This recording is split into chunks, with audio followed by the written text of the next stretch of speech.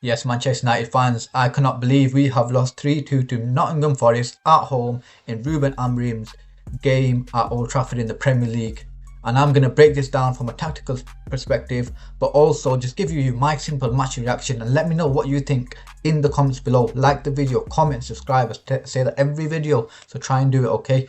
Right, let's get into it. Right, the first thing that frustrated me in this game was the lack of progression in the back three. So when you play a back three, these outside centre backs, they have got space to drive into. What annoyed me today was Yoro was not driving enough into the spaces, because when you do drive into spaces, what the winger either goes to the wing back or he tries to close this person down, which leaves Ugarte free, and then you play the ball into Ugarte. You basically draw a player in.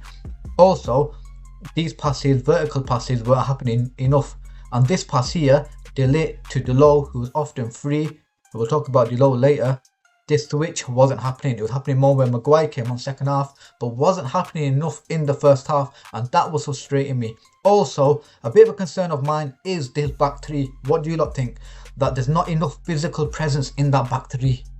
Like, is there enough physical presence? Is there enough aerial duel winning capacity or capability in that back three? You let me know, because I am not sure at the moment. Right, I'll move on. Ugarte, in terms of midfield, I thought he actually did fairly well. I thought he played well in that first half. I thought he was dynamic. He contested duels against opponents. He covered ground where he needed to. He also, remember, he won the ball and he drove into this area. Played a nice little pass. Let's make it good looking for you. A nice pass, wrong way.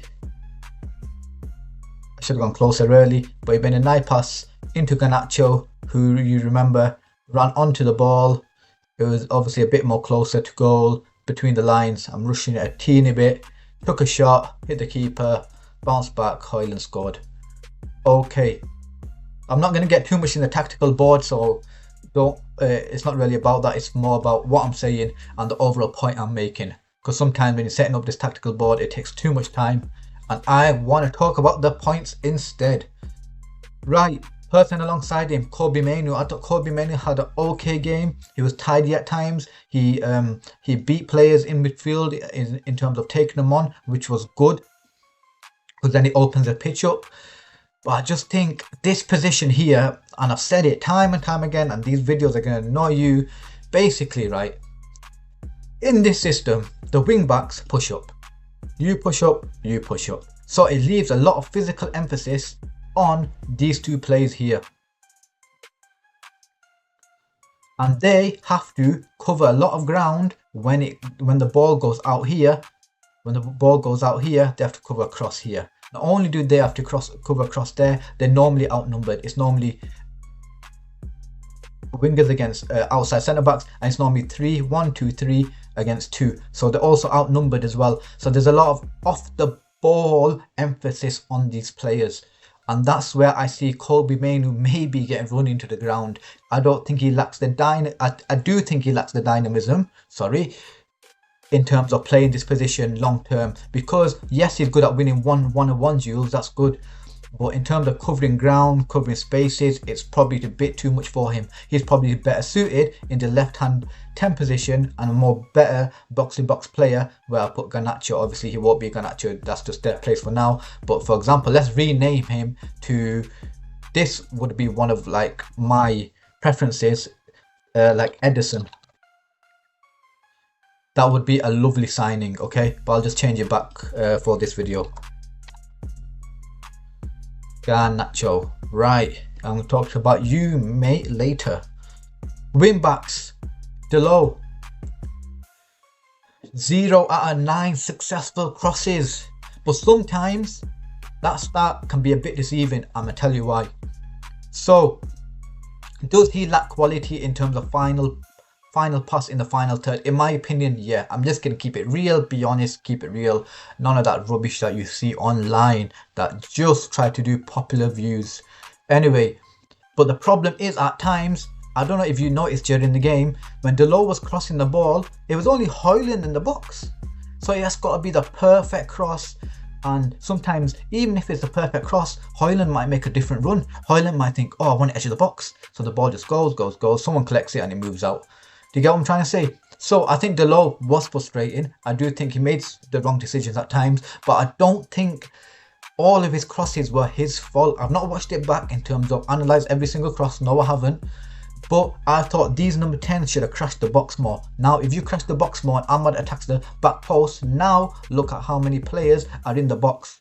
So even if you miss hit it, or even if you try to play Højlund in this area, it might go on to Fernandes. Or Fernandes might anticipate it. Do you get what I mean? Or even if there's a ball going way over hit, Ahmad might get onto it. Do you get what I mean? So these players, in my opinion, did not crash the box well enough. Let me know what you think in the comments. Have I got a point here, or am I absolutely waffling? Right, what else did I want to talk about? Amad Diallo.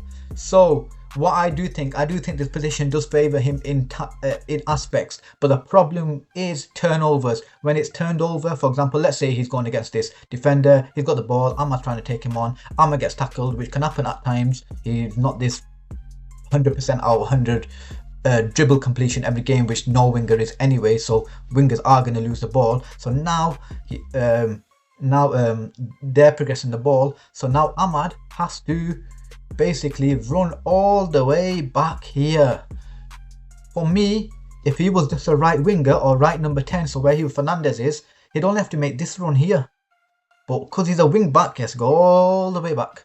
Then when we attack all the way back, and even if, for example, Agate, so Ahmad's thinking, you know what, Agate's got the ball, I'm going to give him an option here. Or Agate, he's trying to pass it Fernandes, but it's broken through. Now the opposition got it. Now what Ahmad is, he's frustrated, arms up. Now we've got to run back again. So the point I'm trying to make is too much defensive emphasis on him, in my opinion. Yes, Yoro steps out, but he's still, Ahmad by nature has to cover a lot of ground by going back. What do you lot guys think? Do you think it's taken away a bit from his attacking emphasis? And the problem is, in this system, you've only got 3 players here. So these 3 players, do you remember when Conte played it and it was Hazard, Costa and Pedro and so forth, or Willian? Do you see how much quality that is? Because those 3 can outperform a back 4. Because those 3 players are so good, it's like they have the ability of 4 players. But our players, we've got 3 players, but they have the ability of 2 top players. You get what I mean? So if we combine their abilities together and formed it, we probably get the quality of 2 good players instead of 3. But Chelsea have 3, and because they're so good, it almost makes 4 players. I hope that makes sense. So the point is, so the quality here is not good enough. So Ahmad, at least if he did receive it, sorry, I'm just messing about there. If he did receive it in these positions, at least he doesn't have to like say he lost the ball.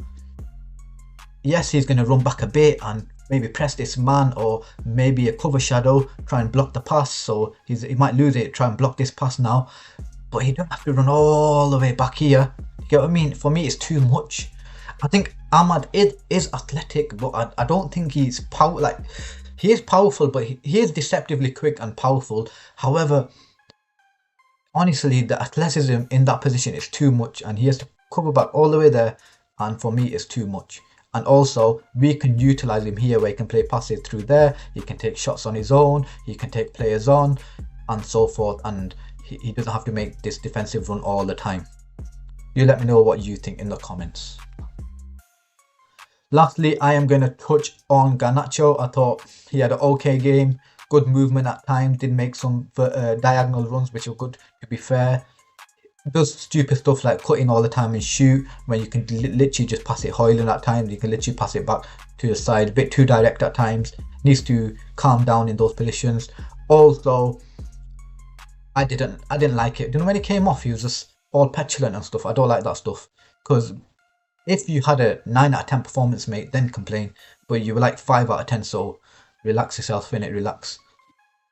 And then Højlund, I thought he had an okay game. He did well when Garnacho took that shot and he bounced to the keeper. He was there to attack it. What annoyed me with Højlund today was, you are the striker, mate.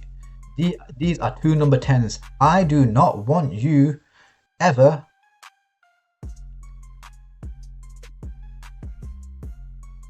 to occupy these positions. You need to stay in the green zone because you don't need to move out. The reason why is the box will be empty. Also, we've already got 2 players in that area anyway. You stay here, receive the ball through passes, through crosses, try and anticipate the cross. If it's going to go front post, attack the front post. If it's going to go back post, attack the back post, and so forth. And sometimes be a bounce off, so Garnacho bounces off Højlund, makes the run, pass back. Yeah, that's fine. But you do not go into these spaces here because we do not have an attacking outlet in the box, which we need. So I feel I have covered everything, but I need to cover the goals. The goals, very simple. Martinez versus Milinkovic. It's a height for height difference. It's physicality versus someone that's not so physical. It's a mismatch. We lost that because it's a mismatch. Out jumped, obvious.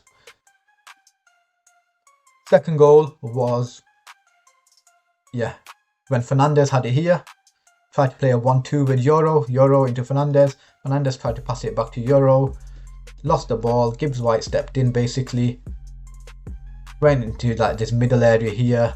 Chris Wood made a slight run. Gibbs White pushed on, took a shot straight out of Nana. He should have saved it. Let's be honest, he should have saved it. That's another mistake we made. And the third mistake was when Chris Wood headed the ball in this area here. He headed the ball, so I'll say the cross came from, I think it was the right hand side, back post, headed it back. It was about here, headed it. I don't know what Martinez was doing. He left the ball, it basically went in the back post. So all their goals were our mistakes, practically. And they had an XG of 0.6. Let me just break this down to you. They scored 3 goals. Their XG, so what they expected to score, was half a goal. So basically, not a goal. So they scored 3 because they weren't meant to score those. They were all our mistakes. So we need to improve overall. Now I am going to summarize. We need to improve in terms of quality. We can only do that through, some players can improve technically from the training ground, but rarely. For example, Delo, if you improve him and you sign Davis, that's a massive upgrade. And natural left footed as well, that's a quality improvement, and that's something we need. Same in these positions here where Garnacho is 100%. We need a number 10, for example, Cunha. That would be ideal in that position as well. So quality, profiling, get the right profiles in.